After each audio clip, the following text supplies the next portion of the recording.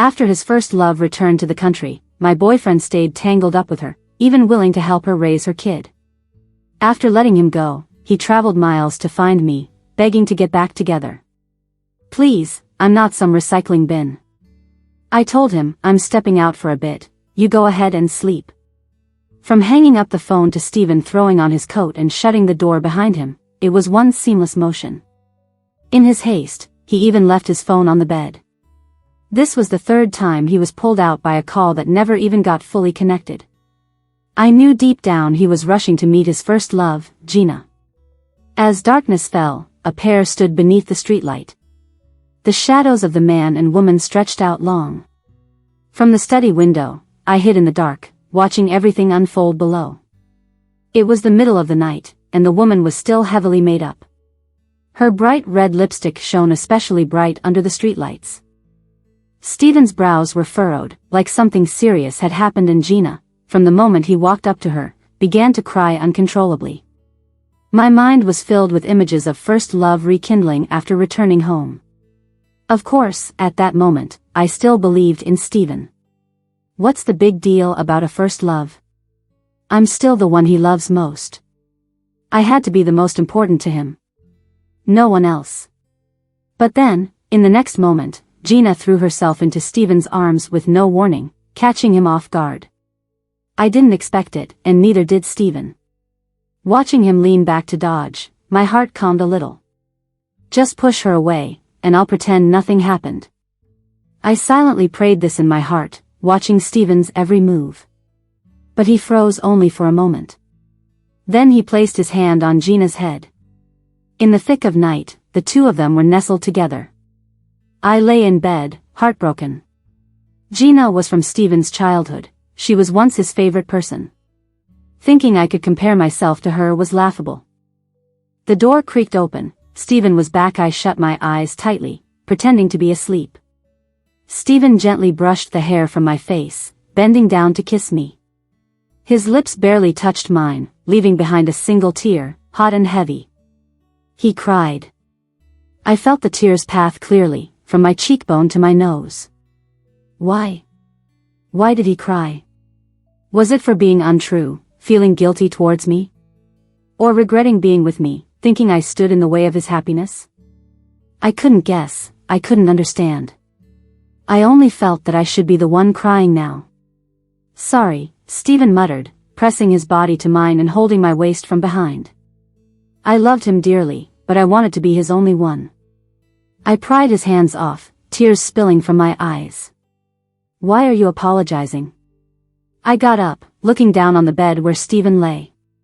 He probably didn't expect me to be awake, his eyes red from crying, the redness still lingering. Why are you apologizing to me? I was getting emotional, tears flowing freely. Stephen looked lost, trying to wipe away my tears, his touch gentle. Even if he wiped away my tears, how could he erase the ones in my heart? Sorry, he stopped mid-sentence, words stuck in his throat.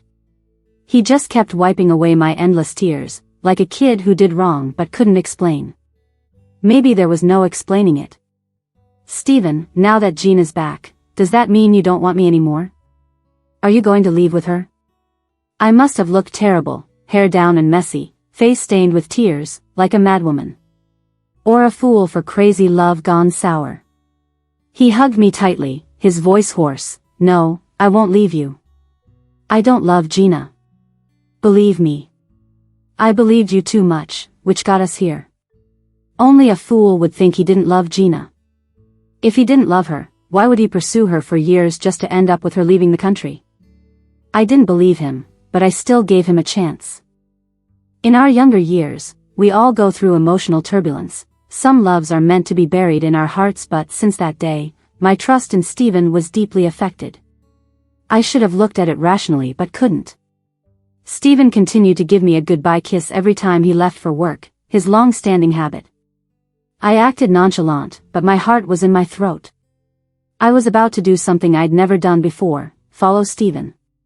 The night before, I was woken by his coughing, clearly seeing a message on his phone. Sure, I'll come by in the morning. I didn't know who he was talking to, but it didn't feel right. Chances were high it was Gina. After Steven left, I changed clothes and donned a cap, quickly heading downstairs.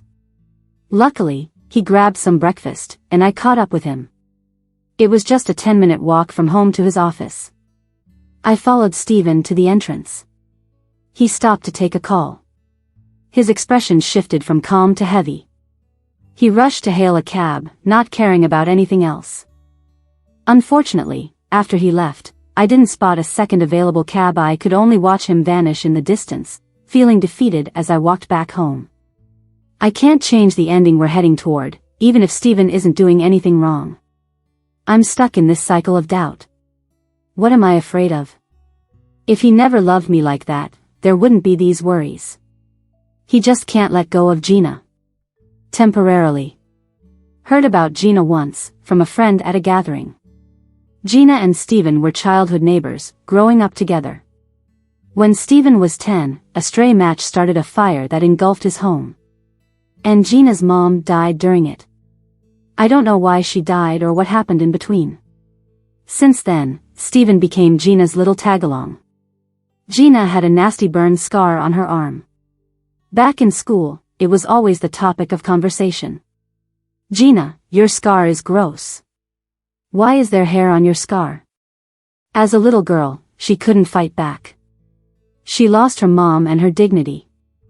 Quiet Steven, however, rushed over and broke their noses. Blood dripped from their noses like a river, echoing cries all around.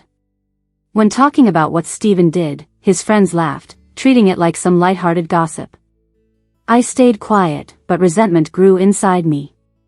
I looked at Steven, silent, and stopped myself from prying, fearing I'd reopen his buried wounds. There were 5 hours between when I got home and when Steven did. It was already midnight. In the pitch-black hallway, I heard the sound of keys turning. Steven was moving quietly, probably thinking I was asleep. Why are you still up? I turned on the living room light, leaning on the couch. Waiting for you. It's late, and you have work tomorrow. Go get some rest. He came over to me, reaching for me, exhaustion all over his face. That's when I clearly saw it, a faint red mark on his collar. Lying unwittingly against the white shirt, invisible to him but not to me. Though light, the lipstick mark was all I could see, piercing through to my heart. I shook his hand off. Did you see Gina today? Steven's expression froze, his eyes darting slightly. Steven, I don't want to hear lies. I don't want you to lie to me. Don't let me lose all hope in you. Yes, I didn't go to work today, I went to her place. He hesitated for a moment before coming clean. But I didn't do anything with her. Her son was sick, she just got back. She had no one else. Enough. I coldly interrupted his desperate explanation.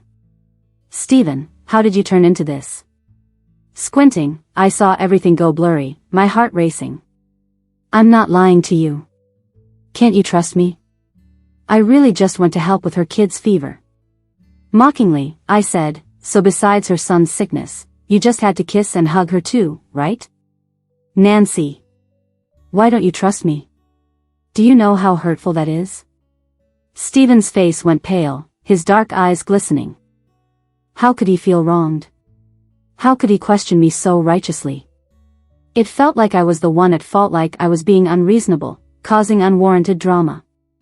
Wiping away my wet eyes, I asked, from now on, no contact with Gina, can you do that? If he still loved me like he used to, he would have jumped at this request, right? In those few seconds, I even kinda hoped he'd lie just to make me feel better. But Steven didn't lie about this. Looking heavy-hearted, his hand gripping tightly, his eyes dark as a cold pond. My simple request now became a difficult question for him to answer. Sorry. I can't. I wasn't prepared for Steven's response. I sat dumbfounded on the couch. He sat beside me silently, head down, hands interlocked. In the blistering summer, the air now felt icy cold. I felt like I was in an ice cave, unsure of what to say or do. Steven and I had been together for 4 years. Not super long, but he was a part of my life. Someone I wanted to love forever. With Gina suddenly back, I realized my proudly held-on love was just a dream. Steven hadn't noticed the lipstick mark, carefully planted by Gina for me to see. But none of that mattered. When he declined my request, I knew it was time to decide. Let's break up, I said coldly, getting up to pack. Does it have to be like this? Can't you understand? I can't just leave her hanging. Steven grabbed my hand, looking up at me, his eyes reflective of the harsh light, slightly red-rimmed. I laughed bitterly. Go take care of her then. I won't get in the way of your happily ever after. When I slammed the door, it caught his hand, trying to stop me. He clutched his hand, grunting in pain, blood seeping over his hand. I left him there, dragging my luggage, feeling him chase after me until I got into my pre-booked cab. He called out anxiously, "Nancy. Nancy." I turned to see him fading into the distance. Finally, he vanished on the vibrant streets, swallowed by the night. Steven was my senior. Our meeting started with a campus singing competition. He seemed plain, but his finely featured face was captivating. After the contest, he wrapped in the spring breeze, stood in front of me, his eyes with genuine and gentle smiles. You have a beautiful voice, I like it. Blushing, I couldn't meet his gaze, my heart pounding like thunder. He loved hearing me sing. Loved my voice. And loved me. Ironically, the voice I prided myself on vanished because of this broken relationship. After Steven and I split, I quietly slipped into a small town. The landscape was beautiful, picturesque mountains and waters, but I couldn't find joy. I had always wanted to come here, but now the excitement was gone. I got terribly ill here, with no one knowing where I was. Enduring night after night alone, almost losing my life, coughing my voice away. The voice Steven once adored was gone. I saw Steven again a month later. He burst into my life again without any warning. Thunder boomed alongside the downpour, and though it was noon, the sky was murky and suffocatingly dark. Steven stood at the door, trying to muster a weak smile at me. He looked worn out, and it seemed like he hadn't shaved in ages. Before I could even speak, he pulled me into a tight hug, leaving me nearly breathless. I pushed him away, managing to croak, "Don't touch me." Only then did I realize how severely hoarse my voice was. He looked stunned, like he couldn't believe it. I sneered, "You heard right. My voice is ruined and won't return to what it used to be. Your favorite voice is gone." He just stared at me, then suddenly turned and rushed out of my house, nearly running. I knew it, without this voice, I'm nothing to him. Watching him flee, I wanted to laugh. These years of our relationship felt like a joke, a cold, chilling joke. To my surprise, an hour later, Steven showed up at my door again. This time, his hands were full of cold and cough medicine, and he was drenched, rainwater dripping from his hair. "Sorry, took a while to find a drugstore around here," he said, looking at me with a hint of regret, handing over the medicine. "I'll come back when you're not mad anymore. Remember to take the meds. Come inside, it's pouring." My heart softened a bit, and I let him in to dry off. I asked curiously, "How did you know I was here?" He sheepishly rubbed the back of his neck. "I asked Angela." I remembered Angela wanting to send me something that morning and asking for my address. So that's how he knew. As the skies cleared and evening set, Steven kissed me, fervently. Tears streamed from his eyes, falling onto my face. It felt like we were back in the past when even the air had the warm scent of sunlight. "Steven, we can't go back," I whispered as I broke away from his passionate kiss. "From the moment you chose Gina, we couldn't go back." He turned red-eyed, explaining his reasons and sharing the story between him and Gina. He hadn't meant to, but he felt he had no choice. At 10, Steven got trapped in a burning room while home alone. His parents were out working. He thought he'd die that day, smoke choking his lungs, slowing his steps. Gina saved him. He had secretly shown Gina where his spare house key was hidden. Smelling smoke, she rushed into the flames, bravely forcing the door open. Steven was collapsed by the window, fire engulfing the room. 10-year-old Gina might not have been very strong, but she still dragged him to the door. A flame caught her arm, and from all the smoke, she slowed too. Her mom, busy cooking, noticed the commotion, rushed to the rescue, and pushed both kids out, sacrificing herself to the blaze. Stephen said he owed Gina. The damage she suffered was a debt he couldn't repay in a lifetime. That's why he couldn't agree with my demands. Childhood trauma had cast a lifelong shadow over him. And Gina? Losing her mom early, she lacked motherly love. She went abroad, falling for someone who promised financial security and love for the future. But that guy turned out to be a womanizer, rich with women swarming around him. Gina was neither charming nor smooth-talking like them. She only had her heart and couldn't stand the thought of someone who had once claimed to love her loving so many others at once. So, she remembered Stephen, the one who had always tolerated, protected, and couldn't shake her off.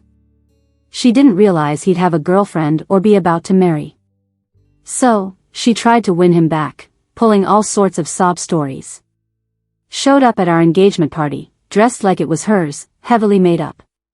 She didn't love Stephen, she just wanted someone who'd always forgive and love her, someone like Stephen. But all this no longer mattered to me. Stephen's phone rang again, Gina's sweet voice coming through. "Stephen, when will you come see Tommy? He says he misses you." Tommy must be the child Gina had with that foreigner. "Sorry, I've got no time now," Stephen said, trying to end the call. "Is it because Nancy doesn't agree? You should talk to her, don't let there be any misunderstanding." What misunderstanding? This was plain provocation. She probably didn't know Stephen and I had split, or Stephen hadn't told her. "Gina, don't worry. You can have Stephen," I coldly said into the phone, feeling a bittersweet relief. Stephen hadn't expected that, and he quickly ended the call. "Don't say that, please." He looked at me with helplessness in his eyes. "Stephen, we're not happening. You need to understand that." I pretended to be indifferent, though my heart ached. "It's late, you should go. I won't see you out. Hurry up, before I regret it." Stephen shook his head, emotions in his eyes getting stronger, and he grabbed my wrist. "Don't kick me out, I'm begging you." I could feel the coldness of his fingertips piercing my skin. He asked, "Can you really bear to let me leave?" I could. He laughed, saying I was heartless. I replied, "Yeah, I'm that heartless." He still refused to leave, gripping my arm even tighter. With no choice, I got tough and bit his arm. He groaned in pain but put his other hand on my back, smiling bitterly, "I'm sorry." He couldn't stay, and our relationship couldn't continue. Gina was like a mission in his life, something he couldn't escape or give up for me. I let them be, and in a way, I let myself go too. A few days after Stephen left, I got a text from an unknown number. I didn't know who it was, but the message gave me a hint. "I want to talk to you about Stephen." It must be Gina. I didn't reply and didn't want to. I didn't want to know anything about Stephen. But after a while, she got impatient. She stopped messaging and called me directly. The cold ringtone woke me from my sleep. At midnight, what could be so urgent it can't wait till morning? I picked up. "Nancy, why didn't you reply to my text?" I coolly answered, "I have nothing to say." Her voice was anxious, like something big had happened. "You need to come see Stephen. He got in a car accident. He's still unconscious." My head buzzed. A car accident? He was fine just a few days ago, how could this happen? When I didn't respond, she started to panic. "Nancy, are you listening? I came back for Stephen, to get between you two. But his feelings for you are real. He compromises on anything but refuses to be with me. You must see why." She urged, "Please come see him, I'm serious, he might not make it." After a long pause, I finally said, "Send me the hospital's location." I hung up and rushed to the hospital like a madwoman. "Stephen, you better hang in there. You have to make it." When I saw Stephen, his body was hooked up to all sorts of tubes. The scar on his neck was shocking. How did it get this bad? Standing by him, I called to him, "Stephen, hang in there, okay?" I held his hand, feeling the slight chill. Tears streamed down my face uncontrollably. I almost couldn't make out his face anymore. My heart ached, making it hard to breathe. He didn't wake up, his eyes glued shut with no sign of movement. "Does it hurt?" I asked, but there was no response. I couldn't imagine how I'd feel if he died, even though we couldn't be together anymore. The doctor said if he didn't wake up in 7 days, he might sleep forever. "So Stephen, you have to wake up. You're so young, you have to live." No matter how nice the weather was outside, the atmosphere inside the hospital was still gloomy. Stephen had been asleep for 5 days now. I talked to him about when we first met. "Stephen, you know, the first time I met you, I felt like the luckiest girl in the world. I could never forget the day, under the sunset, when he asked, 'I'm Stephen, can we be friends?' Such a kind face, his smile was gentle." "Nancy," a faint raspy voice reached my ears. I looked up to meet Stephen's soft, ink-like eyes. Stephen woke up, but the scar on his neck would remain forever.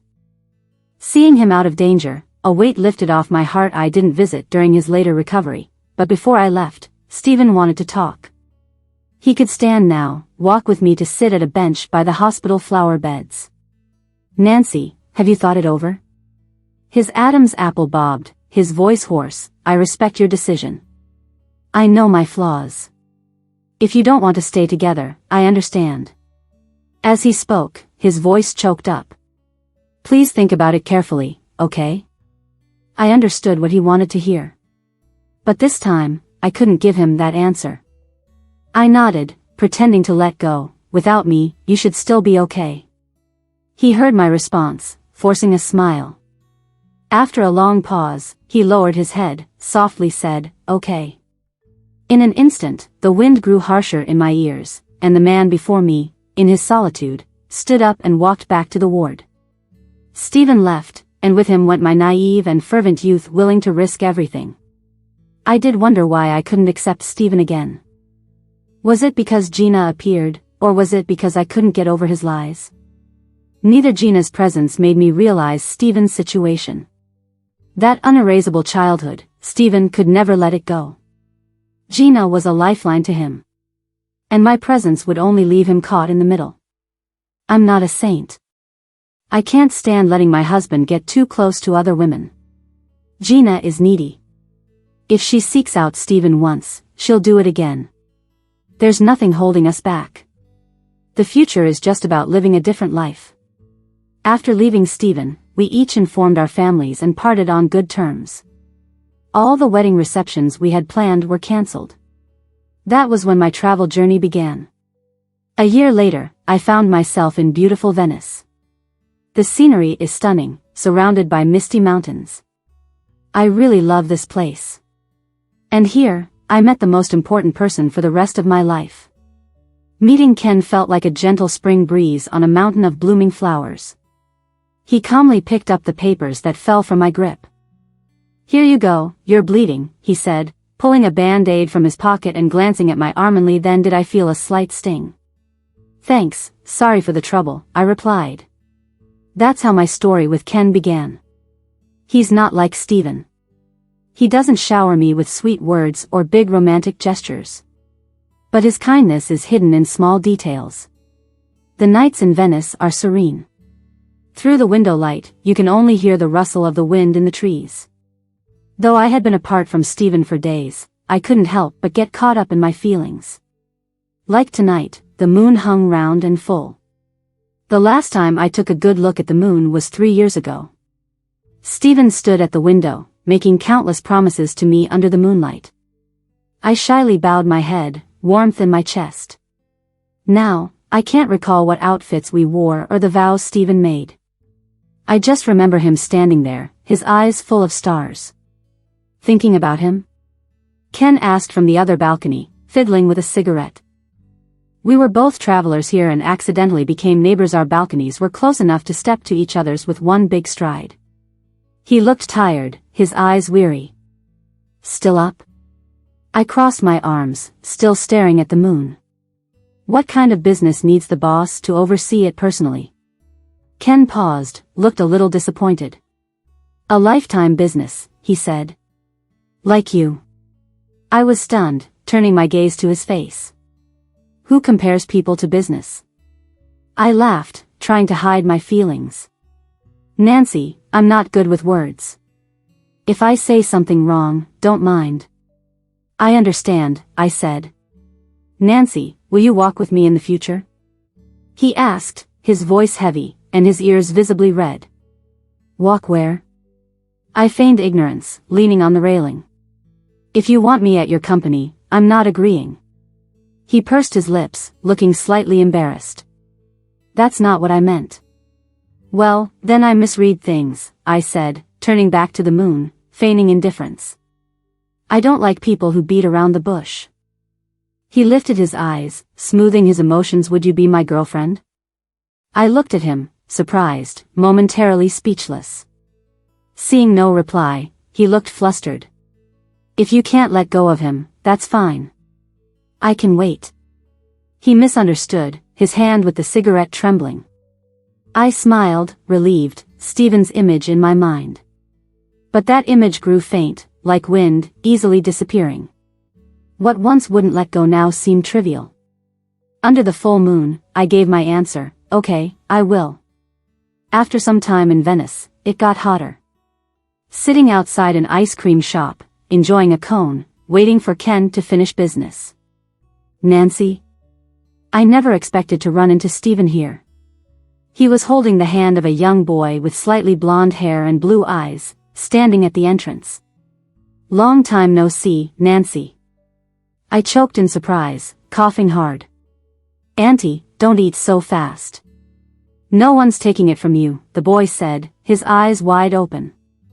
Mind your manners, Stephen scolded gently, patting the boy's head. Dad, I'll stop, the boy pouted. Looked wrong, Dad? This must be Tommy. I laughed, greeting him. Stephen, congrats on being a dad. Looking around, I asked, where's Gina? Why isn't she with you? Stephen's face was calm as he tidied Tommy's hair. Gina got married. She's with her husband abroad. Understanding dawned on me.